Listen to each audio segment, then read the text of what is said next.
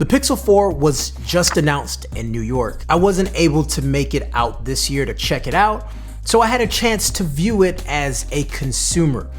I was seeing what people were saying on Twitter and getting a real pulse of what people think and how people truly feel. Before we get into this video, a big thanks to Dan Barbera for actually shooting a lot of this footage and sending it my way. Thanks, Dan. And also, make sure you hit that subscribe button if you're not subscribed already, and tap that bell button to be notified when I push out more videos. The Pixel 4 didn't leave a lot of imagination to us before it was announced.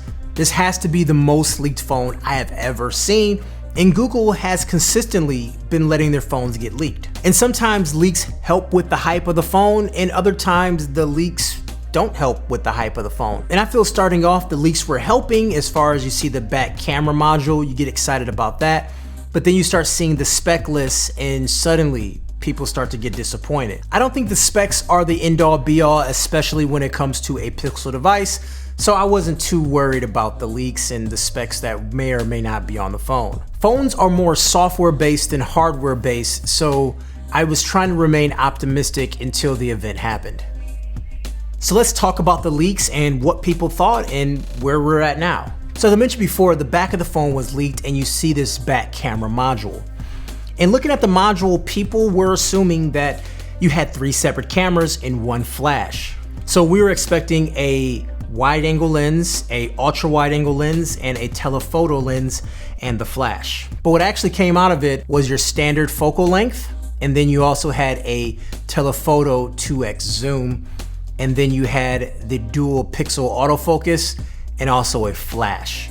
So you actually did not get the wide angle lens, which is a bummer for a lot of people. I don't know many people who rather have a zoom than a wide angle lens. And they even mentioned it in the keynote, saying that wide angle lenses are more fun, but 2x zoom is a better lens. And why don't we want to have fun with our phones in the first place? So that right there is kind of a bummer starting off. Now, Google did add a lot of attention to the cameras as far as lighting, white balance, and exposure settings. As I said, they added the dual pixel phase auto detection, but people wanted the wide angle lens and also better video. The Pixel is far behind when it comes to video compared to the competitors. iPhone stepped up the game with video, and also Samsung has always been really good, whereas the Pixel is just known for its still shots because video quality has been really bad. We also lost a second wide angle selfie camera. So no longer you could take a wide front facing selfie camera, it's just gone now. And they use that space for more sensors, and we'll talk about those in just a little bit. And also, speaking of the front-facing camera, it's still only 1080p resolution. A lot of early predictions suggested that the Pixel will have the Snapdragon 855 Plus, which is the newest chip available right now. However, they opted for the 855, which is still a current chip, but it's not the latest right now, and other phones are shipping with the 855 Plus. They did bump the RAM up from 4 GB to 6 GB, which is nice to see. They also added radar to the phone and touchless controls, and it gives you the ability to do a couple of things. The motion sense also allows you to interact with your phone without touching it, like switching songs on Spotify, YouTube, dismissing alarms, silencing calls, and things like that. That's something you could turn off and on in the settings, but early testing, it looks like it's still a little hit or miss when it comes to swiping things away. Of course, I'll let some updates come out when the phone is officially announced and released, but until then, that's where we're at.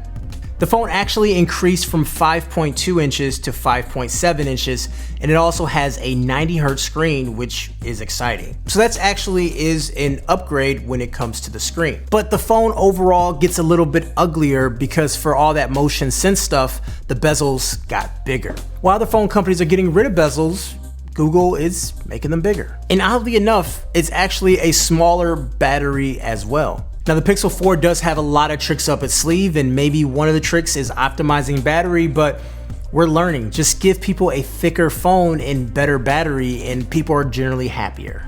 And the Pixel 3's battery life wasn't too great either, so that is sort of confusing to me, but not gonna comment until I use it extensively. The phone also starts at $799 instead of $899 from last year, which is pretty good, dropping the price. I'm okay with that. So why is this phone a disappointment for some people? Is it some of the things I mentioned? Is it some things that I didn't mention? What exactly is the disappointment, and why are people just upset? I think with the price, Google is really trying to compete with the iPhone 11, but they didn't go aggressive enough. It's still $100 more than the iPhone 11, but it doesn't have all the features that the iPhone 11 has. It's also over $200 more expensive than the OnePlus 7T, which that phone has some features that Google doesn't have too. Although it's $100 cheaper than the Note, some may argue that the Note is worth $100 more than this phone. It sort of puts this phone in a very weird spot. But software is king, and maybe the software enhancements on top of everything else and the exclusive things you get with only a Pixel phone is enough for some people. Also, the camera is going to be good. It's a Pixel, it's known for good cameras, but the problem is other manufacturers are making really good cameras too. Not to turn this into an iPhone versus Pixel video, we'll have those soon, but the iPhone 11's camera is really, really good as well. And it'll be interesting to see how they match up. I don't want to say that Google phoned it in, no pun intended, but it seems like Google did go a little bit safe this time around.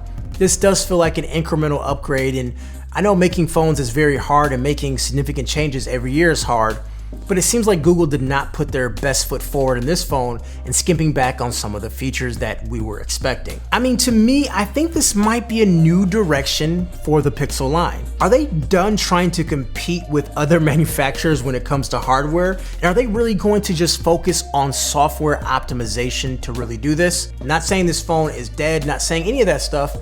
I'm just trying to understand where the disappointment is coming from all parties when it comes to this phone. I shared mine. What are yours? I'll be looking forward to getting my chance to use the phone and then give a full opinion. But as of right now, this is where I stand. I'm Kevin the Tech Ninja, and these are my thoughts. Take care.